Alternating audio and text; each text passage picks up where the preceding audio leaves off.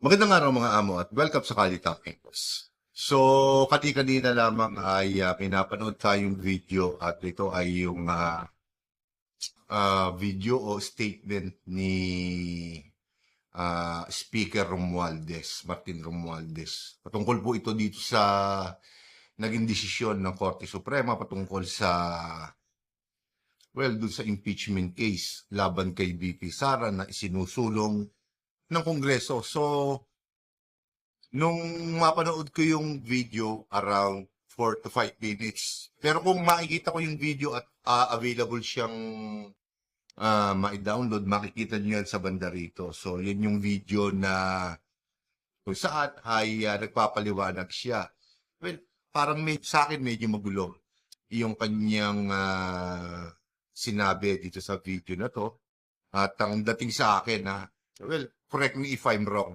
Pero ang magkakaintindi ko dito sa video na to ay parang, binabatikos niya yung naging desisyon ng Korte Suprema patungkol nga po dito sa impeachment case ni VP Sara.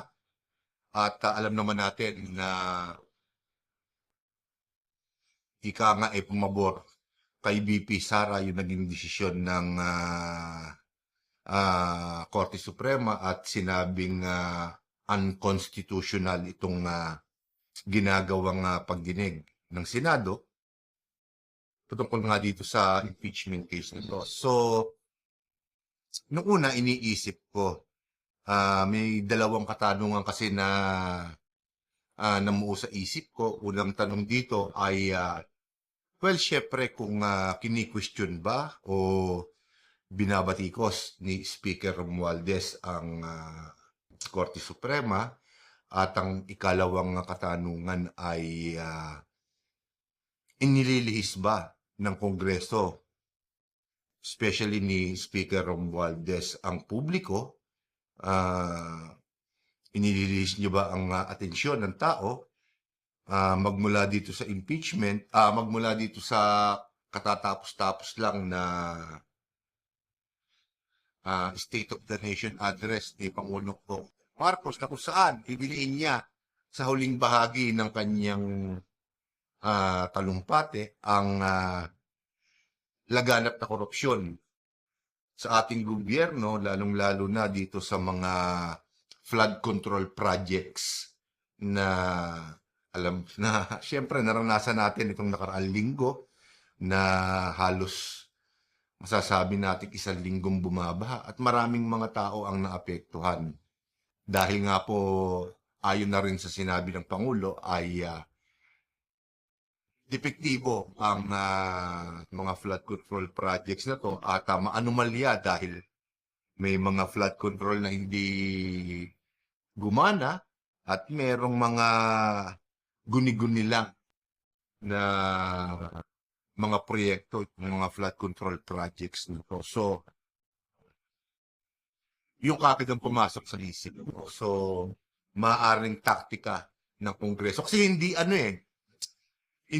iyon ang prioridad o hindi itong impeachment case ang prioridad ng Kongreso ngayon. Kung hindi ang prioridad nila ngayon ay malaman kung ano-ano ba yung mga proyekto, especially kung ang mga flood control projects, kung ito ba ay namumutakte ng korupsyon, alin dyan yung mga on papers lang naging proyekto na binayaran ng ating gobyerno, ibig sabihin binayaran natin bilang mga taxpayers at ibinulsa lamang ng mga politiko. So yan yung mga bagay na naging tanong sa isip ko habang pinapanood ko tong video na to. Itong in-upload ni Speaker Romualdez, in-upload ng Kongreso para i-questionin itong impeachment case na hinatulan o dinesisyonan ng Korte Suprema. So, yun yung dalawa.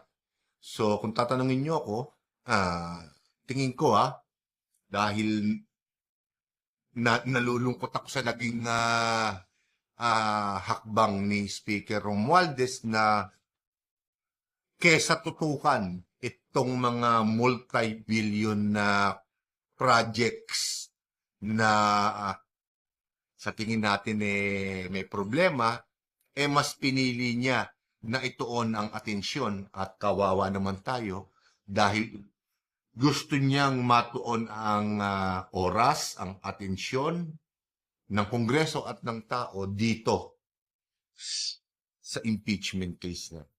So, ewan ko lang kung ano ang komento ng ibang mga komentarista, ng mga vloggers dito sa YouTube, pero sa akin, sa tingin ko medyo lumalabis na.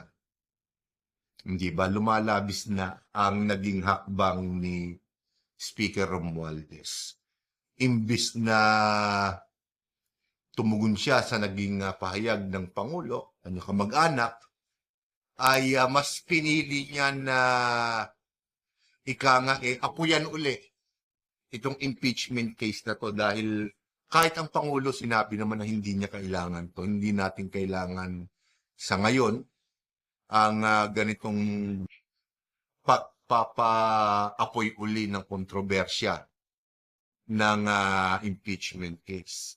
Well, nasa Senado naman niya kung itutuloy nila yan. Pero apparently, ayaw ng Senado, sa nakikita ko, na ituloy pa itong impeachment na to dahil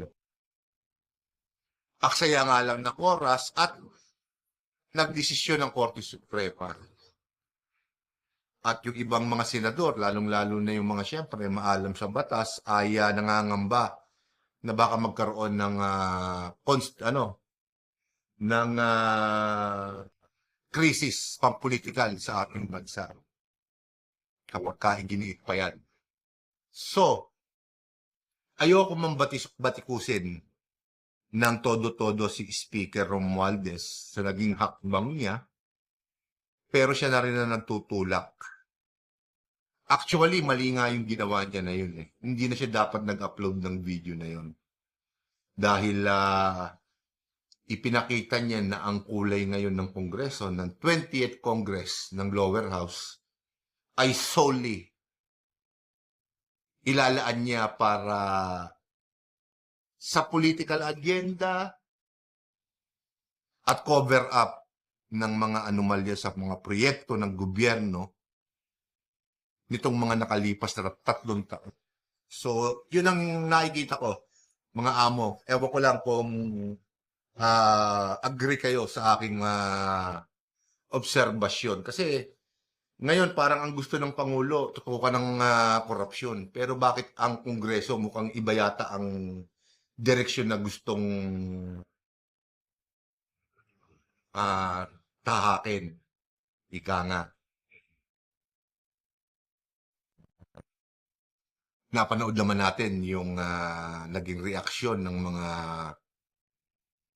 kongresista, ng mga politiko na dumalo dito sa zona ng Pangulo at dun nga sa huling bahagi ng Pangulo na kung saan binabanggit niya yung mga anomalya sa flood control project sa buong bansa.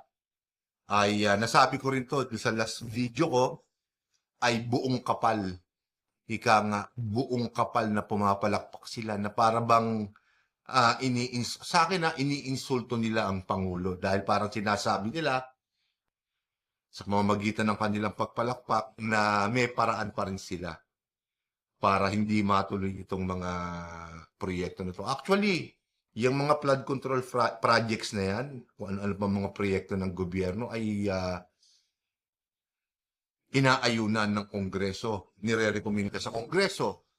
At ang mga kongresista rin ang nag-allocate ng mga budget na yan sa mga dapat nilang puntahan. Kaya kung ang tuon ngayon o ang atensyon ngayon ng Pangulo ay nakatuon dito sa mga flood control projects na to, napakaraming politiko ang masasagasaan at nakakatiyak ako na napakaraming politiko ang makakasuhan kung talagang siseryosohin yan. So, dito sa video na in-upload ni Speaker Romualdez, pilit niyang ibinabalik ang atensyon ng tao sa impeachment. Kung saan, ang totoo niyan, wala nang masyadong may interesado. Tingin ko, kahit sa publiko, kahit sa masa. Hindi na sila interesado diyan dahil, well, nakakasawa na eh. Halos, pwede na nating masabing mag-iisang taon nang gumugulong itong kontrobersya na to, pero hanggang ngayon,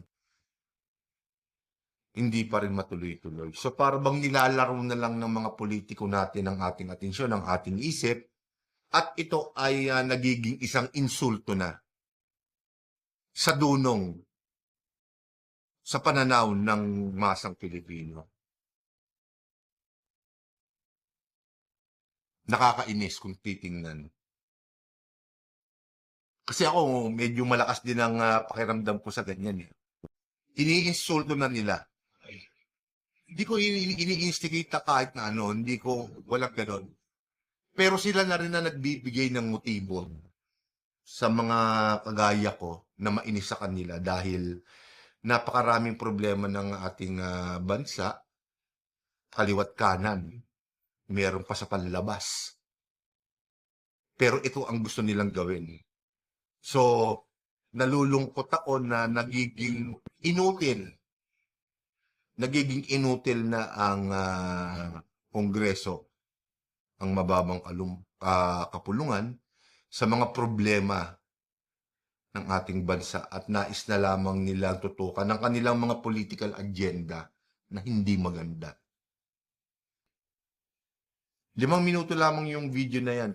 Pero minsan hindi ko narinig na bukod, sana maganda sana kung ano eh, sinabi ni Speaker Romualdez na bukod dito sa impeachment, tututukan din nila itong mga naging marching orders ng Pangulo na imbestigahan itong mga proyekto na to. Pero hindi, wala doon nekatiting na salita, na linya, wala akong narinig. Lahat ng 5 minuto na yun o 4 na minuto na video na yun, nakalaan lamang para kay Vice President Sara Duterte. Ganon nakababa ang antas ng politika sa ating bansa. Kapara sa sinabi ko kanina, hindi ko alam kung ano ang komento ng ibang mga komentarista, ng mga vlogger sa YouTube. Pero certainly, lahat ng iba dyan talagang, well, may mga kinakampihang mga panig. Mga pro, anti-Duterte, meron niyang kinakampihan. Pero dito, sa partikular na naging hakbang ni Speaker Romualdez na naglabas siya ng ganyang video, hindi ba? Ano kaya sa tingin nyo ang magiging opinion at sa kagaya na umaasa sa kanila na makapagbibigay sila ng malinaw na tatahakin natin sa susunod na huling 3 taon ng Pangulo. Ganun pa rin.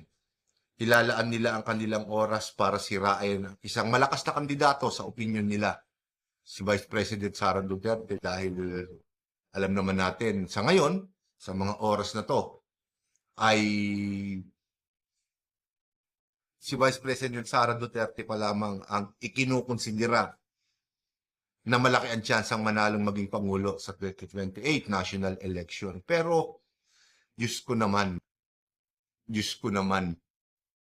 sa ginawa ni Speaker Romualdez, mas lalo pa niyang pinabango. Mas lalo pa niyang pinababango ang pangalan ni Vice President Sara Duterte. Imbes na itutok niya yung atensyon, yung resources ng Kongreso, ng gobyerno dito sa mga problemang kinakaharap ng ating bansa at itong mga korupsyon na nangyayari dito sa partikular na mga proyekto ng yung mga flood control projects. Napakaraming may problema ngayon dyan. So, mas pipiliin nila, dahil sa video na yan, malinaw, na mas pipiliin nila na igupo, padapain ang isang Sara Duterte kesa asikasuhin yung mga proyekto, yung mga korupsyon na nangyayari diyan sa mga project na yan. Yun yan eh. Malinaw pa sa sikat ng araw yung ginawa. Ito, nakakalungkot man, pero masasabi kong isa sa ah, pinakabobong hakbang na ginawa ni Speaker Romualdez. Hindi ko gusto si Speaker Romualdez, pero wala akong magagawa dahil siya ang Speaker of the House. Hindi ito isang pang-iinsulto, kung hindi ito isang tulong sa kanya na sana, kesa politika ang maging unang talumpati niya sa tao, sa atin, dapat sana mas inuna niya muna yung ano. Napakaraming diskarte eh. Napakaraming diskarte na pwede mong maisingit yan. Pero ang kauna-unahan lumabas sa bunganga mo, impeachment kagad. Dapat sana yung unang video, kahit ba dalawang video ang ginawa mo, pero sana ang inuna mo na handang tumugon ang Kongreso, handang imbestigahan itong mga flood control projects na to. At hindi lang yan.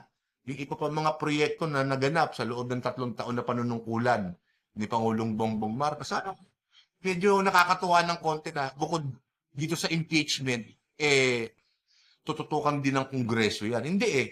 Wala akong balita na napanood sa mainstream media at maging sa social media na tumalakay dito sa mga korupsyon nangyayari sa gobyerno at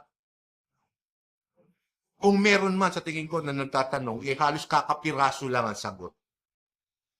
Mas marami pa, mas magarbog pa yung yung mga pa-press conference ng mga kongresista patungkol sa impeachment ni VP Sara, ano yung mga hakbang na gagawin nila para makontra itong naging desisyon ng Korte Suprema, pero hindi.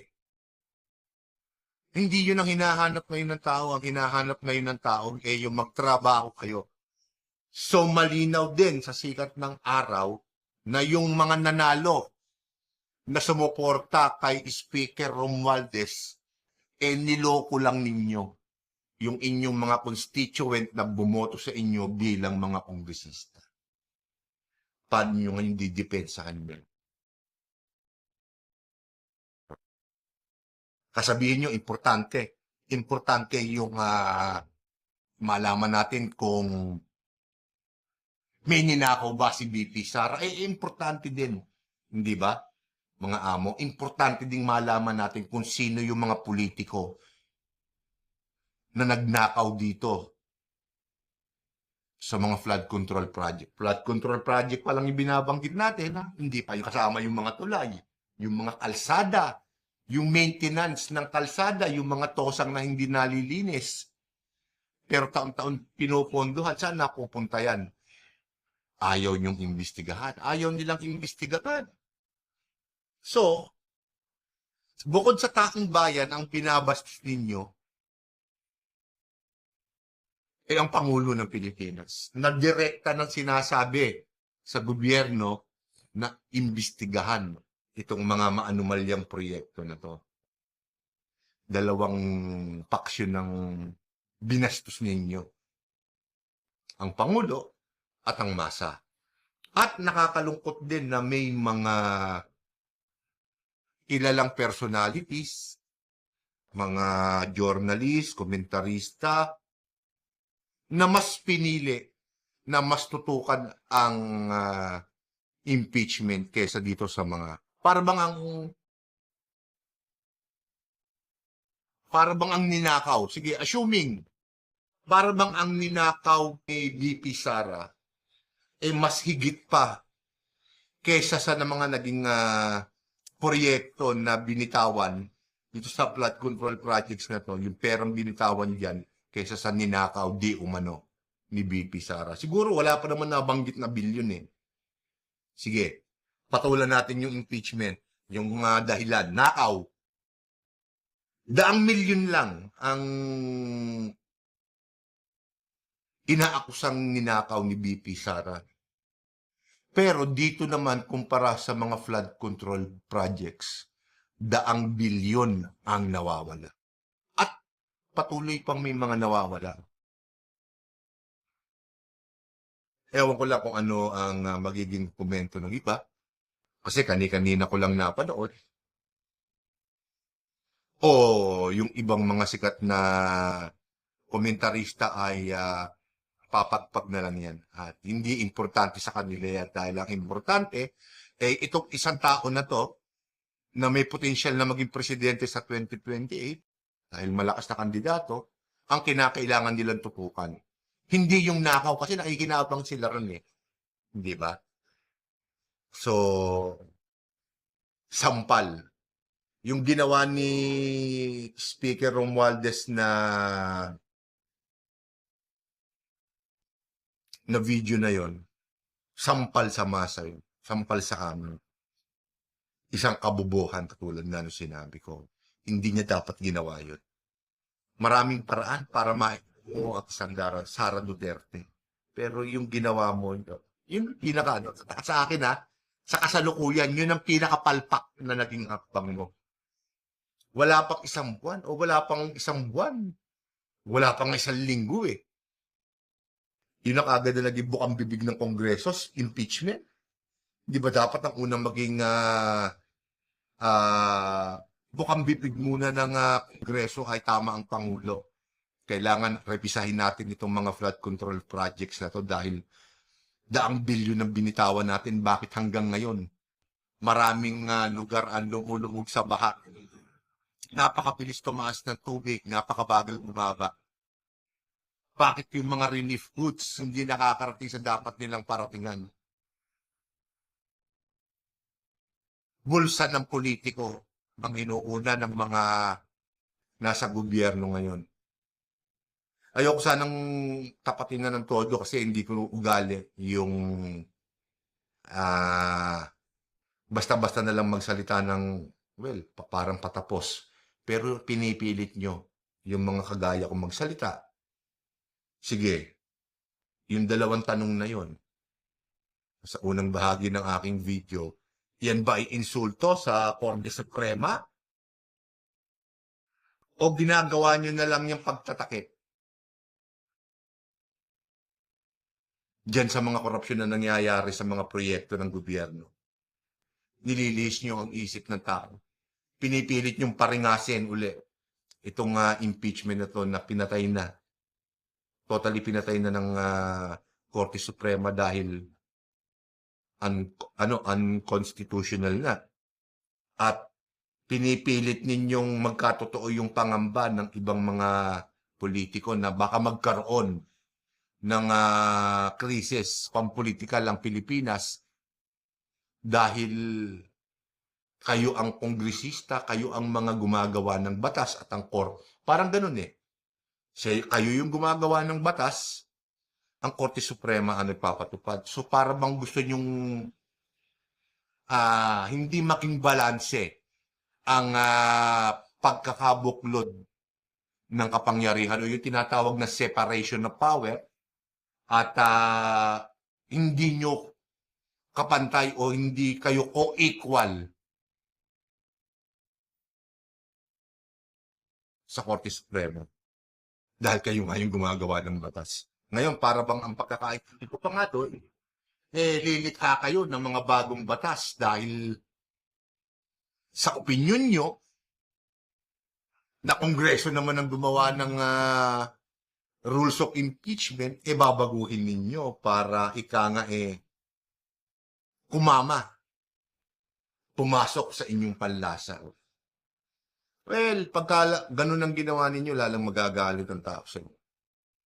Sa atin namang mga amo, sa ating mga pangkaraniwang mga tao, maging observant kayo. At huwag kayong matatakot na kalampagin ng mga kongresista ninyo.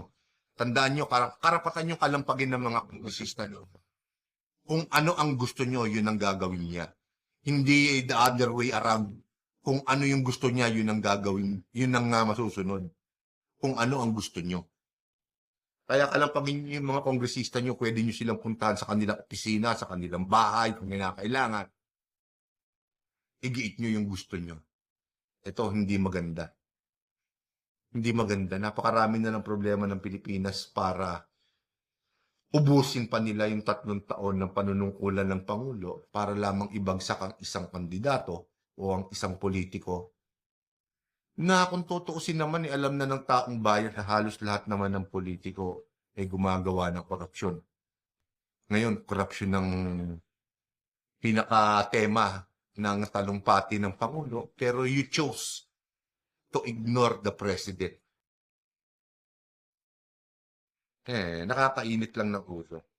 Pero hanggat maaari sana mabago, di ba? Gumawa ng isang video si Speaker Romualdez at ihabol niya itong mga nais mangyari ng Pangulo at kung ano ang gagawin ng Kongreso para ma-address yung problema natin sa mga proyekto ng gobyerno na pinoponduhan ng pera ng taong bayan. So, dito ko muna tatapusin ang video na to at sa susunod ko pa pong mga video ay ibang paksa naman po ang ating tatalakayin. So, maraming salamat po mga amo at magandang araw po sa inyo.